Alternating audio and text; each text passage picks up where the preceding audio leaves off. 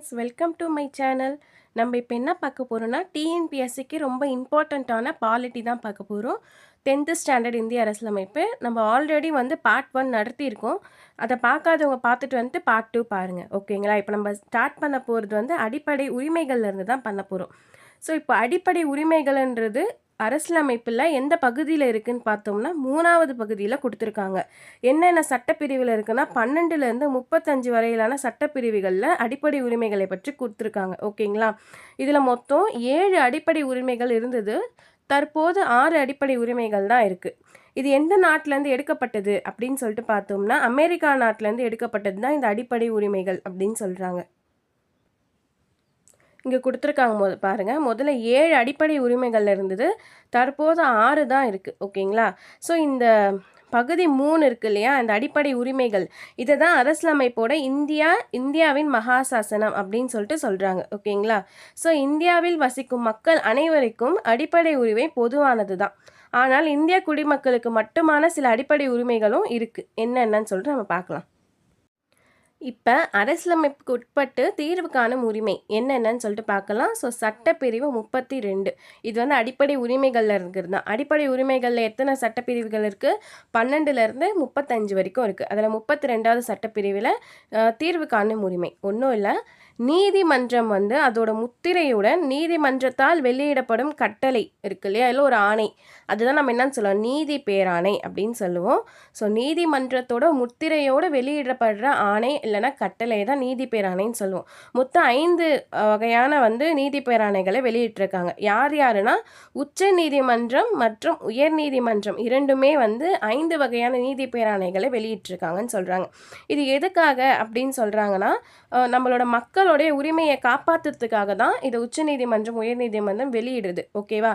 அதனால என்ன சொல்கிறாங்க, உச்ச நீதிமன்றத்தெல்லாம் அரசியலமைப்பின் பாதுகாவலன். இப்போ ஏதாவது மக்களுக்கு ஒரு உரிமை போகுதுன்னா இவங்க தான் அதை காப்பாற்றுறாங்க. ஸோ அரசியலமைப்போட பாதுகாவலன் அப்படின்னு சொல்லிட்டு சொல்கிறாங்க. நெக்ஸ்ட்டு பார்த்தீங்கன்னா டாக்டர் பிஆர் அம்பேத்கர் இந்த சட்டப்பிரிவு 32 இருக்கு இல்லையா, ஸோ இந்த சட்டப்பிரிவு 32 இதயம் மற்றும் ஆன்மா அப்படின்னு சொல்லிட்டு குறிப்பிடுறாரு. அரசியலமைப்போட இதயம் ஆன்மா எதுனா இந்த சட்டப்பிரிவு 32. யார் சொல்கிறாங்கன்னா டாக்டர் பிஆர் அம்பேத்கர். இதை ஞாபகம் வச்சுக்கோங்க, அடிக்கடிக்கு எக்ஸாம்ஸில் கேட்குறாங்க. சரி, இப்போ 5 ஆணைகள் வெளியிட்டிருக்காங்கன்னு சொன்னோம் இல்லையா, அது என்னென்னு சொல்லிட்டு பார்க்கலாம். ஆட்கொணர்வு நீதி பேராணை அப்படின்னா ஒரு சட்டத்திற்கு புறமாக ஒருவர் கைது செய்யப்படுறார் அப்படின்னா அதுலேருந்து அவரை பாதுகாக்கிறது. அப்போ சட்டத்திற்கு புறமாக ஒருத்தர் கைது செய்யப்படுறார், அதுலேருந்து அவரை பாதுகாக்கிறதுக்கு என்ன ஆணை யூஸ் பண்ணுறாங்கன்னா ஆட்கொணர்வு நீதி பேராணை. நெக்ஸ்ட்டு கட்டளையுறுத்தும் நீதி பேராணை அப்படின்னா ஒரு மனுதாரர் சட்ட உதவியுடன் தனது மனு தொடர்பான பணியினை சம்பந்தப்பட்ட துறையிலிருந்து நிறைவேற்றிக்கொள்ள முடியும். அதுதான் கட்டளையுறுத்தும் நீதி பேராணை அப்படின்னு சொல்கிறாங்க. நெக்ஸ்ட்டு தடையுறுத்தும் நீதி பேராணை அப்படின்னா ஒரு கீழ் நீதிமன்றம் இருக்கு இல்லையா, அதுக்கு தன்னோட சட்ட எல்லையை தாண்டி செயல்பட தடுக்கிறது. அதாவது இது எப்படி எக்ஸாம்பிள் ஞாபகம் வச்சுக்கலான்னா, நீங்கள் எல்லாருமே இப்போ கருப்பு படம் பார்த்துருப்பீங்க இல்லையா, அப்போ அந்த சாமிக்கு ஒரு எல்லைக்குள்ளே தான் அந்த சாமிக்கு பவர் இருக்குது. அடுத்த எல்லை தாண்டி இந்த சாமி போகாது. அந்த படத்திலே காமிச்சிருப்பாங்க. அந்த மாதிரி தான் ஒரு கீழ் நீதிமன்றம் தனது சட்ட எல்லையை தாண்டி செயல்படவே முடியாது. அதுக்குன்னு ஒரு எல்லை இருக்குது, அது வரைக்கும் அதை செயல்பட முடியும். அண்ட் நெக்ஸ்ட்டு ஆவணக்கேற்பு நீதி பேராணை அப்படின்னா ஒன்றும் இல்லை, உயர் நீதிமன்றம் இருக்கு இல்லையா, அதாவது டாக்குமெண்ட்ஸ் எல்லாம் நியாயமான முறையில் வெரிஃபிகேஷன் பண்ணுறதுக்காக அதாவது உயர் நீதிமன்றத்திற்கோ இல்லை சம்மந்தப்பட்ட அதிகாரிக்கோ அனுப்ப சொல்லுவாங்க கீழ் நீதிமன்றத்திலிருந்து. அதுதான் ஆவணக்கேற்பு நீதி பேராணை. அதாவது உயர் நீதிமன்றம் ஆவணங்களை நியாயமான பரிசீலனைக்கு தனக்கோ அல்லது உரிய அதிகாரிக்கோ அனுப்ப சொல்லி கீழ் நீதிமன்றத்திலிருந்து ஆணையிடுவாங்க. ஓகேங்களா? 5th பாருங்க, தகுதி முறை வினவும் நீதி பேராணை அப்படின்னு சொல்கிறாங்க. பேராணை என்னன்னா சட்டத்திற்கு புறமாக இல்லாத தகாத முறையில் அரசு அலுவலகத்தை கைப்பற்றுவதை தடை செய்யும். சட்டத்திற்கு புறமாகவோ இல்லைன்னா அந்த சட்டத்திற்கு புறமாக லஞ்சம் அந்த மாதிரிலாம் பண்ணுறாங்கள்ல, அதை கைப்பற்றுவதை தடை செய்யும். அரசு அலுவலகத்தை கைப்பற்றுவதை தடை செய்யணும் அப்படின்னு சொல்கிறாங்க. ஓகே, அந்த முறையிலலாம் அந்த அரசு அலுவலகம் போகக்கூடாது, அதை தடை செய்யணும் அப்படின்னு சொல்கிறாங்க. நெக்ஸ்ட்டு அடிப்படை உரிமைக்கான ஆர்டிகல்ஸ் தான் நம்ம பார்க்க போகிறோம். ஸோ சட்டப்பிரிவு ஓகேங்களா, நான் ஆல்ரெடி சொல்லியிருக்கேன் 12லேருந்து 35 வரைக்கும் அடிப்படை உரிமைக்கான சட்டப்பிரிவு தான். ஸோ இதில் என்ன கொடுத்துருக்காங்க பாருங்கள், பிரிவு 14. பிரிவு 14ன்றது வந்து சட்டத்தின் முன் அனைவரும் சமம். பிரிவு 15 பாருங்கள், மதம், இனம், ஜாதி, பாலினம் மற்றும் பிறப்பிடம் இவற்றின் அடிப்படையில் பாகுபடுத்துவதை தடை செய்தல். அதாவது இதுக்கு முன்னாடிலாம் வந்து மதம் இப்போவும் இருக்குது ஒரு சிலர் இடத்துல. ஸோ மதம், இனம், ஜாதி வச்சுலாம் பெண்கள் அதாவது பாலினம் வச்சுலாம் நீ பெண்கள், நீ ஆண்கள், நீங்கள் உயர்ந்தவங்க, தாழ்ந்தவங்க அப்படிலாம் சொல்லுவாங்க. அதெல்லாம் தடை செய்யணும் அப்படின்னு சொல்லுவாங்க. நீ இந்த ஜாதி, நீ அந்த ஜாதி, மேல் ஜாதி, கீழ் ஜாதிலாம் சொல்லுவாங்க இல்லையா, அதெல்லாம் தடை செய்யணும். அதை தான் வந்து பிரிவு 15ல் சொல்லியிருக்காங்க. பிரிவு 16ல் பாருங்கள், பொது வேலைவாய்ப்புகளின் சம வாய்ப்பளித்தல். பொது வேலைவாய்ப்பு இருக்குல்ல, ஃபார் எக்ஸாம்பிள் கவர்மெண்ட் ஜாப்ஸே எடுத்துக்கோங்க, அதுக்கு சம வாய்ப்பளிக்கிறது அப்படின்னு சொல்கிறாங்க. ஸோ பிரிவு 17 பாருங்கள், தீண்டாமையை ஒழிக்கிறது. பிரிவு 18 இராணுவ மற்றும் கல்விசார் பட்டங்களை தவிர மற்ற பட்டங்களை நீக்குதல். இப்போ இராணுவத்தில் ஒரு பட்டம் தருவாங்க, நம்ம படிக்கிறதுக்கு ஒரு பட்டம், for example BSc, MSc, BCom. So அந்த பட்டங்களை தவிர்த்து மற்ற பட்டங்கள் எல்லாமே நீக்கணும் அப்படின்னு சொல்லி தான் பிரிவு 18ல் கொடுத்துருக்காங்க. இது வந்து சமத்துவ உரிமை ஓகேங்களா. மொத்தம் 7 உரிமைகள் இருந்தது, அடிப்படை உரிமைகள். ஒன்று போயிட்டு இப்போ 6 உரிமைகள் இருக்குது. அதில் நம்ம ஃபர்ஸ்ட்டு பார்த்தது வந்து சமத்துவ உரிமை. இப்போ செகண்ட் வந்து நம்ம என்ன பார்க்க போகிறோம்னா சுதந்திர உரிமை பார்க்க போகிறோம். ஓகே, சுதந்திர உரிமைனா என்னன்னு சொல்லிட்டு பார்க்கலாம். பிரிவு 19, நம்ம பிரிவு 18 வரை ஆல்ரெடி பார்த்துட்டோம். சரி, பிரிவு 19னா என்னன்னு பார்க்கலாம். பிரிவு 19ல் என்னெல்லாம் இருக்குது பாருங்கள், பேச்சுரிமை, கருத்து தெரிவிக்கும் உரிமை, அமைதியான முறையில் கூட்டம் கூடுவதற்கான உரிமை, சங்கங்கள், அமைப்புகள் தொடங்க உரிமை, இந்திய நாட்டிற்குள் விரும்பிய இடத்தில் வசிக்கும் மற்றும் தொழில் செய்யும் உரிமைகள்லாம் பிரிவு 19ல் இருக்குது. இந்த பிரிவு 19 நம்ம எப்போ வேணாலுமே செய்யலாம். ஆனால் எப்போ இது தானாகவே தடை செய்யப்படும்னா, ஒரு அவசர நிலை, அதாவது தேசிய அவசர நிலை வந்து அறிவிப்பாங்க இல்லையா, அந்த டைமில் பிரிவு 19 வந்து தானாகவே தடை செய்யப்படும். அது ஏதோ ஒரு போர் விஷயமாவோ ஏதோ ஒரு விஷயமாவோ நமக்கு வந்து அவசர நிலை சொல்லுவாங்க 352 பிரிவின் கீழ். அந்த டைமில் நமக்கு பிரிவு 19 தானாகவே தடை செய்யும். ஓகேங்களா. ஸோ பிரிவு 20 அப்படின்னு பிரிவு 20ல் பாருங்கள், பிரிவு 20ல் பாருங்கள், குற்றச்சாட்டப்பட்ட நபருக்கான உரிமை மற்றும் தண்டனைகளிலிருந்து அவங்கள பாதுகாக்கிற உரிமை. பிரிவு 21ல் வாழ்க்கை மற்றும் தனிப்பட்ட சுதந்திரத்துக்காக பாதுகாக்கும் உரிமை. ஸோ பிரிவு 21A வந்து புதுசாக ஆட் பண்ணாங்க. இதுக்கு முன்னாடி அடிப்படை உரிமைகளில் இது கிடையாது. ஸோ புதுசாக என்ன பண்ணாங்க, ஒரு திருத்தத்தின் கீழ் இதை ஆட் பண்ணாங்க. ஓகேங்களா. ஸோ தொடக்க கல்வி பெறும் உரிமை, இது என்ன திருத்தத்தின் கீழ் ஆட் பண்ணாங்கன்னா 86வது திருத்தத்தின் கீழ் 2002ல் பிரிவு 21Aல தொடக்க கல்வி அப்படின்னு சொல்லிட்டு ஒரு சட்ட திருத்தத்தை ஆட் பண்ணாங்க. ஓகேங்களா. ஸோ பிரிவு 22ல் வந்து சில வழக்குகளில் கைது செய்து தடுப்பு காவல் வைப்பதற்கு எதிரான பாதுகாப்பு உரிமை பிரிவு 22ல் சொல்லியிருக்காங்க. இது வந்து என்ன பிரிவுனா, இது வந்து சுதந்திர உரிமை. ஓகேங்க, ஃபஸ்ட்டு நம்ம சமத்துவ உரிமை பார்த்துட்டோம், நெக்ஸ்ட்டு சுதந்திர உரிமை பார்த்துட்டோம். இதெல்லாம் புக்கில் ஒரு தடவை 2 தடவை ரீட் பண்ணிங்கனாலே உங்கள் மைண்டில் வந்துடும். ஐயோ புரியலையேன்னு நினைக்காதீங்க, 1 or 2 ட்வைஸ் வந்து ரீட் பண்ணுங்கள். உங்களுக்கு அடிப்படை உரிமைகள்னால் எல்லாமே நம்மளோட உரிமைகள் தான், நம்ம அடிப்படையாக என்ன உரிமைகள்லாம் நமக்கு இருக்குன்றது தான். ஸோ பார்த்து படித்தாலே நமக்கு ஈஸியாக தெரிஞ்சிடும். ஸோ நெக்ஸ்ட்டு பார்த்தீங்கன்னா சுரண்டலுக்கு எதிரான உரிமை. ஓகேங்களா. ஸோ பிரிவு 23 பாருங்கள், கட்டாய வேலை இருக்கணும், கொத்தடிமை முறை மற்றும் மனிதத்தன்மையற்ற வியாபாரத்தை தடுக்கணும். நிறைய பேர் கொத்தடிமை மாதிரி வேலை வாங்குவாங்க, அதுக்கப்புறம் மனிதத்தன்மையற்ற வேலையெல்லாம் செய்வாங்க. ஸோ கட்டாயம் வேலை இருக்கணும், ஆனால் இந்த மாதிரி வேலையெல்லாம் தடுக்கணும். ஓகேங்களா. ஸோ பிரிவு 23. பிரிவு 24 தொழிற்சாலைகள் மற்றும் ஆபத்தான இடங்களில் குழந்தை தொழிலாளர்கள் முறையை தடுக்கணும். பட் குழந்தை தொழிலாளர்களே தடுக்கணும். ஓகேங்களா.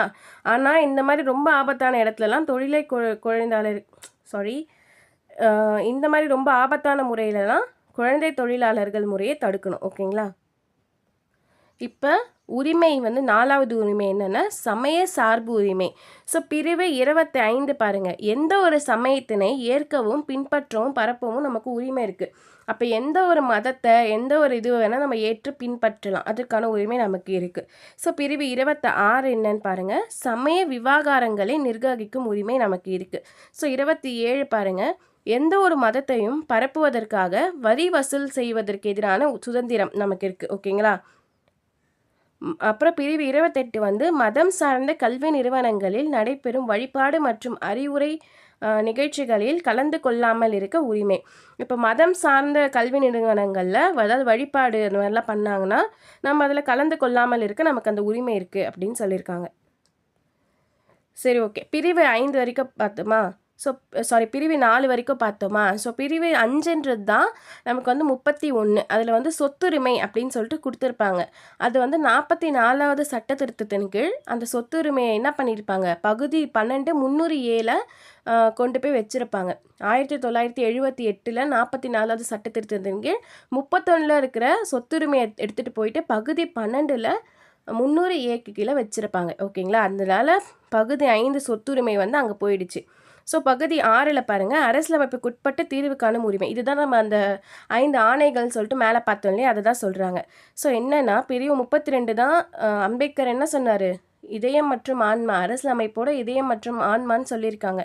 ஸோ பிரிவு 32 வந்து தனிப்பட்டவரின் அடிப்படை உரிமை பாதிக்கப்படும் போது நீதிமன்றத்தை அணுகி உரிமையை பெறலாம். நம்மளோட அடிப்படை உரிமை ஏதாவது பாதிக்கப்பட்டுச்சுன்னா நம்ம நீதிமன்றத்தை அணுகி நம்மளோட அடிப்படை உரிமை பெற்றுக்கலாம். அதுதான் 32. ஓகேங்களா?